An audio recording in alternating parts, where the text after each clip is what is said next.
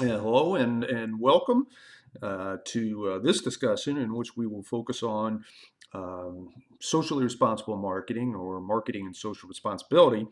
And we'll do a couple things in this discussion. The first thing is I'll present a definition or a way to operationalize what we mean by socially responsible marketing, and then we'll spend some time talking about a couple of topics or issues or considerations with socially responsible marketing. So there's a lot of different definitions out there, and this is a topic that there's a lot of philosophical stuff that is associated with marketing and social responsibility or socially responsible marketing, because there's this whole argument of do organizations have a responsibility to be socially responsible? And there are people that say no, that organizations, the organizations are around to maximize shareholder wealth, and if they can do, if they do nice things on top of that, that's wonderful, but their primary goal should be to maximize shareholder wealth or maximize profits. And others are like, "No, absolutely not." I mean, institutions have some sort of responsibility, to make the world a better place. So it's a very philosophical and oftentimes very passionate subject. And so the definition that I have about this, and again, it's not a perfect definition. It's a definition that I've used for years. Is it basically asks a question. And the question is, what is marketing's responsibility for the short-term and long-term well-being of society? And so again, the definition, which is really a question, is what is marketing's responsibility for the short term and long term well-being of society? And there's actually a lot of stuff that's going on with that question. I mean, one of the first things is, okay, so what do we mean by short term? What do we mean by long term? Right? Short term to a 5-year-old is very different than short term to you people, and short term to you people is very different than short term to me, because I'm roughly 40 years older than most of you. So where you might look at 1 or 2 years as short term, uh, a 5-year-old might look at 1 or 2 years as long term, and where you might look at 5 years as long term, I might look at 5 years as short term. So part of it is exactly when we're talking about like the short term and the long term benefit society, how would we operationalize what is meant by short term and long term? So that's one issue, and again, very very philosophical. I mean, we can put on our philosophy hats and smoke our corncob pipes and kind of scratch our foreheads. And look, trust me, I'm not. If you're a liberal arts person, I'm not making fun of the liberal arts. I was an anthropology major, so I have a social science liberal arts background as an undergraduate. But I like to poke fun. One of my best friends in college was a philosophy major. Had to take symbolic logic 7 times. Before he finally got his philosophy degree. But anyway, I digress. So a second issue is with the question is, who or what gets to kind of play God in terms of determining what is in the best interest of society. Is it a government that does that? Is it a company that does that? Is it a religious organization that does that? And depending on kind of which perspective you're coming from, a religious organization might look at an issue from one lens, and a government might look at that same issue from another lens, and a business might look at that issue from a third lens. So the question of like, okay, so who gets to make this determination of what's in the well-being of society? That's a key. That's certainly a key issue. So as I said, that's so we can have a lot of fun sitting around and trying to figure out, okay, so who's going to make these decisions. What we're going to spend a little bit of time on is a couple of issues or a couple of considerations associated with socially responsible marketing or marketing and social responsibility. And one of the issues that we're going to talk about is a lot of people have problems with marketing, and I mean I've encountered situations where people say marketing is evil. I'm like, ooh, hmm, that's that's not good. Particularly, I mean, hell, I mean, I've made a living through the years teaching marketing courses at John Carroll and other institutions, and for somebody to sit there and say marketing is evil, kind of kind of hits close to the kind of hits close to the bone there, and part of the reason that people say that marketing is evil is that marketing can convince people to maybe purchase things that they either don't want, don't need, or can't afford. And so because of that, marketing isn't good. And and so it's a and again that's what makes this such an interesting topic, and this being socially responsible marketing.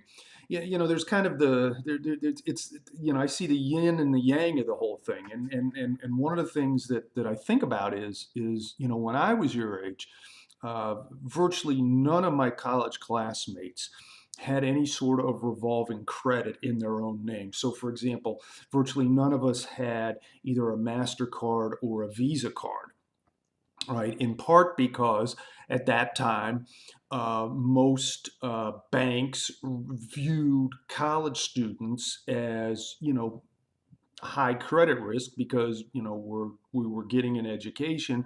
We weren't necessarily generating a lot of income, and so they didn't want to give us credit cards, because of that. And now I'm not saying that every one of you would have a revolving credit card, but many of you or some of you may have your own MasterCard or your own Visa card. And that's important because, what a credit card does is it makes it much easier, to purchase something. You don't have to have a lot of money. Now you say, Doc, there's now these things like you don't even need credit cards and things like that. There's like these, like, Apple Pays and stuff like that. I'm with you. But all that does, right? All that kind of stuff like Apple Pay, does is it builds the argument, right? That marketing, right, uh, gets people to buy things they don't need, they don't want, or they can't afford because basically what organizations have done is made it easier for people to pay, right? Maybe when the itch to buy or the itch to purchase overcomes or comes over them, and as a result, right, they end up buying stuff because it's much easier to pay. Whereas back in the day, right, when I was your age, hell, smartphones didn't even exist, cell phones didn't even exist, and like I said, pretty much none of us had credit cards of any type. So one criticism is that marketing sometimes gets people to purchase things that they don't want, they don't need, or they can't afford. Um, a second um, second criticism of marketing involves the fact that marketing produces or sells goods without considering environmental considerations. And I think a classic example of this, and again, this is kind of the slippery slope thing, right? Classic example of this is you know uh, bottled water. And as I tell when I do this in class, or in bricks and mortar kind of stuff, what I tell class, if you'd have told me back when I was an undergraduate in college, if you'd have told me that people would be proud of the fact that they would be walking around drinking water from a plastic bottle, I would have looked at you like you had some major league issues with illegal narcotic substances. I mean, it was just that whole idea was ludicrous. And yet now it's like, people walk around and they have their bottled water and it is so cool. And, bottled water is wonderful, right? Don't get me wrong, right? But Right? Think about it. The bottled water that we're talking about is not really it's made of plastic and not glass, right? Because glass has all sorts of issues, and plastic has some environmental challenges, right? I mean, you go to put plastic in a landfill and it sticks around for a while, like a couple hundred years, because it takes plastic a long time to biodegrade. So there's a one of the criticisms of marketing again is that it produces stuff and sells stuff without much consideration with respect to environmental consequences. And a third criticism, and there are many more than three, but hell, we're trying to keep this video to like no more than 20 minutes, is that marketers will give customers what they want, whether or not it's good for them. You say, ooh. So marketers will give customers what they want, whether or not it's good for them, right? You know, pardon me, Diet Coke. And you say, okay, so portion sizes.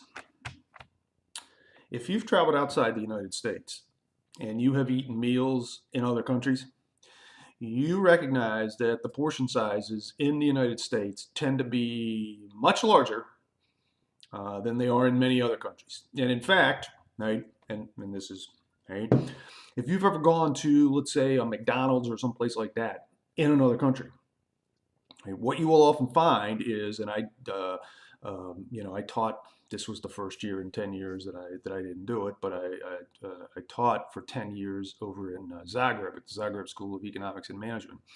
Taught an MBA course and would go into the McDonald's in downtown Zagreb on the square in Zagreb, and I'd ask for a large Coke Zero. I don't have Diet Coke in Zagreb. Coke Zero. And the large was actually what the McDonald's in the United States sells as a medium. Okay. And so what you might be thinking of as a large, you go in, you say, I want a large. The large is actually a medium. There is no US large in like McDonald's in many other countries of the world. So what we have is we've got, people we want more, more, more, more, more, right? That's one thing, right? And so that isn't necessarily that, from a portion size perspective. I mean, one of the things that we found in this country, in the United States, is that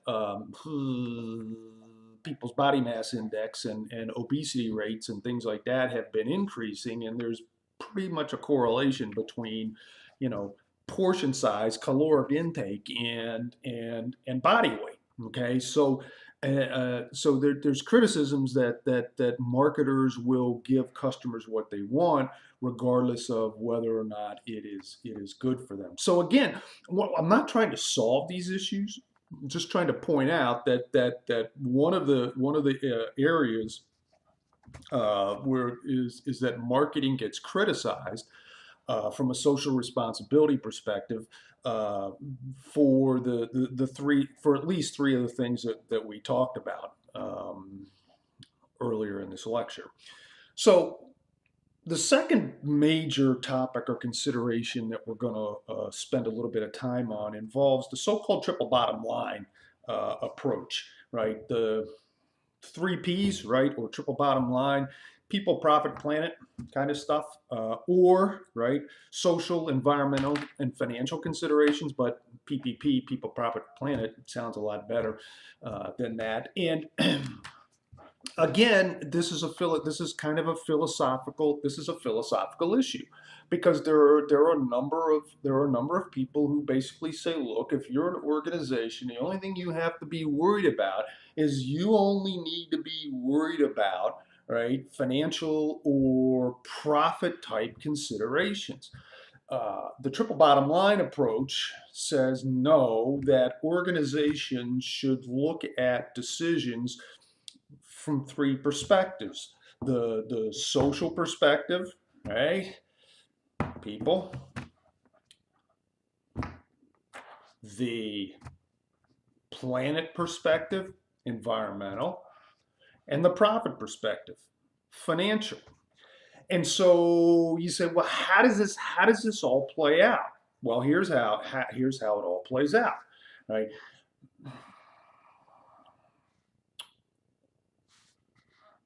You ever think about the coffee that you drink? Is it what's known as fair trade coffee? Not free trade coffee, but is the coffee you drink fair trade coffee? And fair trade coffee would be defined as coffee that meets, right, the people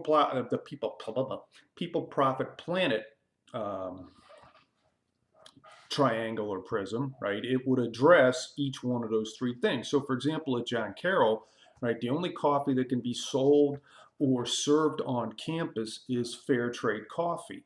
Fair trade coffee meaning that, right, the coffee is grown by people who are paid a reasonable fee for growing coffee, right? Secondly, right, from an environmental perspective, these people are using um, agricultural practices that preserve and enhance the planet. So basically, what you're doing is maybe you're planting one farm, or you're using one farm one year, and then you let it lie fallow for a year, and things of that nature.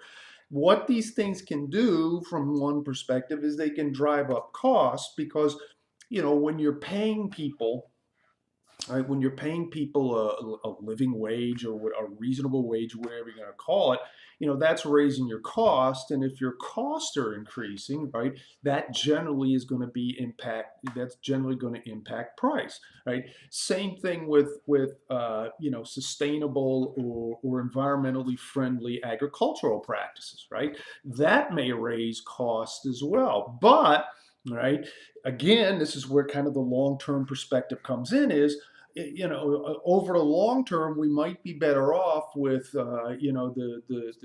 these more environmentally friendly agricultural practices than with something that's going to kind of give us a quick hit, or a quick buck. And so there's many more things that we could talk about with respect to this triple bottom line approach, right? Another area gets into notions of child labor, and that's a really interesting one. From a variety of perspectives, in part because in some countries they're so poor that children are viewed as a way for families to generate income. And yet, right, if a little kid, and when I say a little kid, I'm talking like 6 years old, let's say, when a 6 year older is working to earn money, that child is probably not in school learning stuff that could be a lot more beneficial in the long run for that person, because study after study after study has indicated that there's a direct correlation between a country's level of economic development and educational attainment. So while you've got the 6 year old who's contributing to the family's income by working, right, and that's a good thing, right, because people are getting to eat and stuff like that. In the long term, that particular little kid, is not becoming educated, and is likely to never kind of have a chance to kind of climb up the economic rung. So, or the economic ladder, excuse me, or rung of the economic ladder. So anyway, so we talked about a couple of things with respect to socially responsible marketing. Hopefully, I've given you some food for thought, and we will stop here and see you down the road. Bye for now.